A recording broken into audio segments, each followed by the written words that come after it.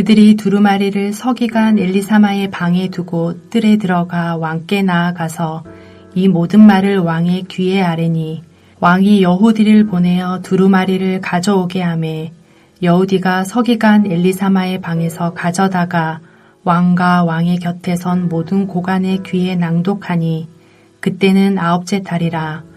왕이 겨울 궁전에 앉았고 그 앞에는 불피운 화로가 있더라. 여호디가 선호 쪽을 낭독하면 왕이 칼로 그것을 연하여 베어 화롯불에 던져서 두루마리를 모두 태웠더라. 왕과 그의 신하들이 이 모든 말을 듣고도 두려워하거나 자기들의 옷을 찢지 아니하였고 엘라단과 들라야와 그마랴가 왕께 두루마리를 불사르지 말도록 아뢰어도 왕이 듣지 아니하였으며 왕이 왕의 아들 여라무엘과 아스리엘의 아들 스라야와 압디엘의 아들 셀레마에게 명령하여 서기관 바룩과 선지자 예레미야를 잡으라 하였으나 여호와께서 그들을 숨기셨더라. 왕이 두루마리와 바룩이 예레미야의 입을 통해 기록한 말씀을 불사른 후에 여호와의 말씀이 예레미야에게 임하니라. 이르시되 너는 다시 다른 두루마리를 가지고 유다의 여호야김 왕이 불사른 첫 두루마리의 모든 말을 기록하고 또 유다의 여호야김 왕에 대하여 이와 같이 말하기를 여호와의 말씀에 내가 이 두루마리를 불사르며 말하기를 내가 어찌하여 바벨론의 왕이 반드시 와서 이 땅을 멸하고 사람과 짐승을 이 땅에서 없어지게 하리라 하는 말을 이 두루마리에 기록하였느냐 하도다. 그러므로 여호와께서 유다의 왕 여호야김에 대하여 이와 같이 말씀하시니라. 그에게 다윗의 왕위에 앉을 자가 없게 될 것이요 그의 시체는 버림을 당하여 낮에는 더위 밤에는 추위를 당하리라. 또 내가 그와 그의 자손과 신하들을 그들의 죄악으로 말미암아 벌할 것이라. 내가 일찍이 그들과 예루살렘 주민과 유다 사람에게 그 모든 재난을 내리리라 선포하였으나 그들이 듣지 아니하였느니라. 이에 예레미야가 다른 두루마리를 가져다가 네리야의 아들 서기관 바룩에게 주매 그가 유다의 여호야김 왕이 불사른 책의 모든 말을 예레미야가 전하는 대로 기록하고 그 외에도 그 같은 말을 많이 더하였더라. 예레미야서 36장은 여호야김 왕 4년 때에 일어난 일입니다. 하나님은 요시아의 날부터 오늘까지 이스라엘과 유다의 모든 나라에 대하여 내가 내게 일러준 모든 말을 거기에 기록하라고 예레미야에게 명령합니다. 요시아 왕이 다스린 지 13년, 즉 주전 626년에 예레미야에게 하나님의 말씀이 임하였기에 여호야김 제4년은 주전 605년쯤 됩니다. 그러면 21년간에 있었던 예언의 말씀을 기록하라는 것입니다. 그것은 어떤 것들이었을까요? 3절을 보니 이 예언들의 주된 내용은 유다 가문이 내가 그들에게 내리려 한 모든 재난을 듣고 각기 악한 길에서 돌이키리니 그리하면 내가 그 악과 죄를 용서하리라 하시는 말씀이었습니다. 하나님은 유다를 향한 재난의 말씀을 통해 유다가 회개하기를 기대하신 것입니다. 이에 예레미야는 바룩을 불러 말씀을 받아 적게 하였고 간금 혹은 감시를 받던 자기를 대신하여 금식일에 예루살렘 성전에 모여든 모든 백성들에게 이 말씀을 낭독하도록 합니다. 여호야김 제5년 9월에 느부갓네살 왕이 블레셋의 도시 아스글론을 공격하려고 남하하자 위협을 느낀 여호야김은 모든 백성에게 금식을 선포합니다. 주전 605년 여호야김 4년 때에 이집트와 바벨론은 갈그미스 지역에서 전쟁을 함으로써 바벨론이 근동 지역의 최강국으로 등장합니다. 자기를 저지하렸던 유일한 세력인 애굽을 패배시킨 바벨론은 그 여세를 몰아서 예루살렘까지 남하여 여호야김과 주변 나라들에게 굴복할 것을 강요한 것입니다. 이때 바룩은 예레미야의 지시대로 성전에 들어가서 말씀을 기록한 두루마기를 낭독합니다. 이 말씀을 들은 미가야는 서기관의 방에 모여있던 고관들에게 이 사실을 알립니다.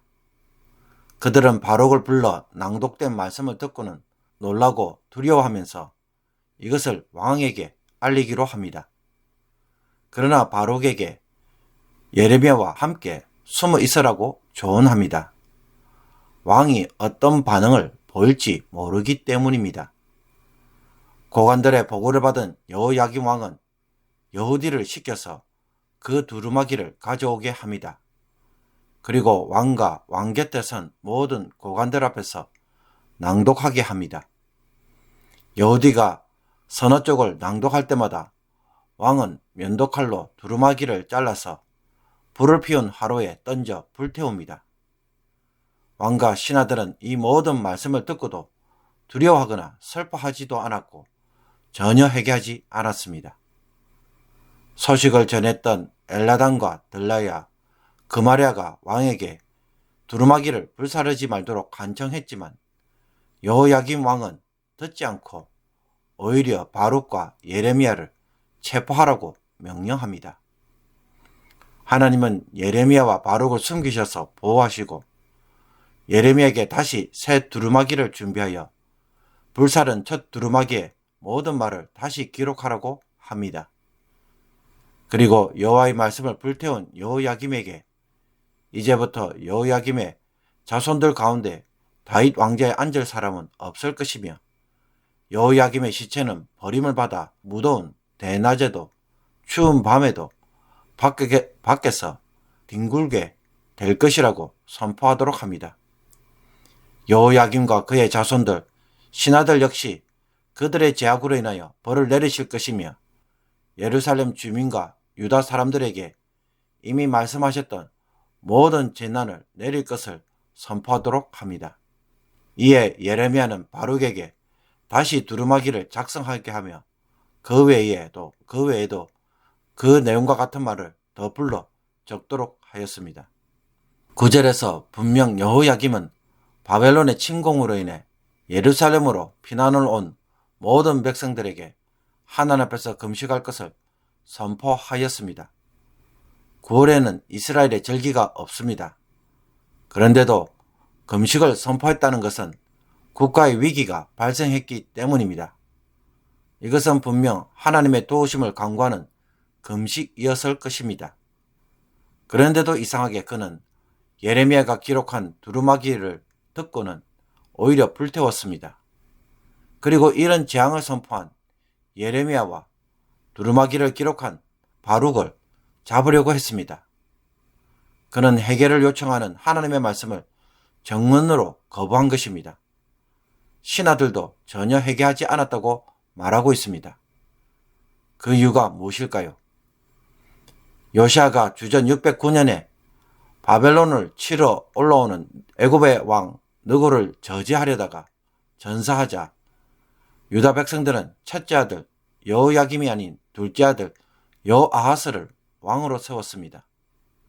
그러나 그는 3개월만 통치를 하고 애굽 왕 느고에 의해 폐위되었고 그의 형 엘리야김 즉 여호야김을 왕으로 세웠습니다.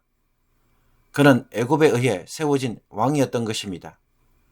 그래서 그는 친애굽 정책을 펼칠 수밖에 없었고 이런 애굽이 분명 자기와 유다를 반드시 도와줄 것이라고 믿었을 것입니다. 신하들 역시 애굽을 의지했기에 예루살렘에 대한 하나님의 심판과 바벨론에게 복종하라는 예레미야의 말은 전혀 귀에 들어오지 않았을 것입니다. 두루마기를 불태우지 말라는 고관들의 조언도 묵살한 것입니다. 귀담아 들을 필요가 없다는 것입니다. 그러므로 여호야김은 하나님의 말씀으로 자기를 살피고 정치를 하기보다는 자신의 판단과 애굽의 도움을 더 확실한 안전으로 삼았기에 실상 그의 금식은 종교적 거칠애에 불과했을 것입니다. 그리고 이제 통치한 지 얼마 되지 않는 상황에서 부정적인 말을 하는 예레미야가 꼴보기 싫었을 것입니다. 하나님은 회개를 통해 유다를 구원하기를 원하였지만 정작 여호야김은 하나님의 심판의 메시지를 자신의 정치에 대한 부정적인 평가로만 들었을 것입니다. 유다를 살리기 위해 조언을 해주었지만 본인은 정작 자기를 무시하는 말로 들은 것입니다. 만약 내가 잘하고 있다고 평가해 주었다면 어떻게 반응했을까요? 그러므로 하나님의 재앙의 경고를 들을 때에, 회개의 말씀을 들을 때에 우리도 매우 조심할 필요가 있습니다. 그러나 하나님의 의도는 나에 대한 부정적인 평가와 그에 따른 심판이 주 목적이 아닙니다. 죄에 대한 지적을 통해 회개를 요구하고 변화를 통해 살리고 구원하기 위함입니다. 그런데 이런 하나님의 마음은 전혀 보지 못하고 하나님의 말씀으로 자기 자신에 대한 평가로만 자꾸 받아들이면 어떻게 됩니까? 지나친 자기 비하나 신앙적 열등감에 빠지든지 아니면 여호야김처럼 하나님에 대한 강한 거부 반응을 일으킬 것입니다. 자기를 감추고 싶은 것입니다. 교회에서 봉사할 때 자신은 너무 부족하다고 하면서 항상 뒤로 물러나서 나서지 않거나 봉사도 하지 않는 성도들의 모습을 볼 때가 있습니다. 과연 그것은 겸손일까요? 죄를 건드리시는 성령의 마음과 뜻은 무시한 채 나에 대한 평가로만 바라보기 때문에 그런 일이 일어나는 것은 아닐까요? 부족하기에 섬김으로 다듬으려고 하시고 자기 중심적이기에 섬김을 통해서 재성의 문제, 부족함을 채워가려고 하시는 성령의 의도를 우리는 겸손의 이름으로 얼마든지 무시할 수 있습니다. 우리 모두는 죄인이며 재성을 가진 자로 출발합니다. 하나님의 뜻을 제대로 이룰 수 없는 자들입니다. 이런 우리를 성령께서 다듬어 가신다면 어떻게 하시겠습니까? 지적하고 정죄하는 것에서 답을 찾으시겠습니까? 아니면 나의 약함을 보게 하신 후 섬김과 헌신을 통해 새로운 삶을 경험하도록 하시는 것에서 변화를 이루어 가시겠습니까? 혹 여호야김처럼 내 힘으로 나를 멋있게 세워보려고 거부 반응을 도리어 일으키는 것은 아닌지 오늘 말씀을 통하여 새롭게 깨닫고 변화시키고자 하시는 성령의 인도하심에 순종하는 저와 여러분이 되기를 주님의 이름으로 축복합니다. 기도드리겠습니다. 하나님, 하나님의 말씀을 기록하심으로 확실한 심판이자 확실한 회복의 약속을 주시고자 하는 하나님의 마음을 다시 한번 저희들이 주목하고 순종하게 하옵소서. 죄를 지적할 때마다 나에 대한 평가가 아니라 나를 살리기 위해 돌이켜서 변화시키기 위한 말씀으로 먼저 받아들이게 하여 주옵소서. 반항하거나 지나친 자기 비하와 절망에 빠지는 일을 하지 않게 하옵소서. 성령께서 나의 약한 부분을 어떻게 바꾸기를 원하시는지 기도 가운데 깨닫게 하여 주시며 나의 약함이 성령의 능력으로 강하게 하시고 나의 죄악이 순종으로 변화되어지게 하여 주옵소서. 나의 힘이 아닌 성령의 능력으로 살아가는 법을 배워가는 성도가 되게 하여 주셔서 나의 약함이 하나님의 은혜로 날마다 변화되어가는 기쁨을 누리는 모든 성도가 되게 하여 주옵소서. 예수 그리스도의 이름으로 기도하옵나이다. 아멘.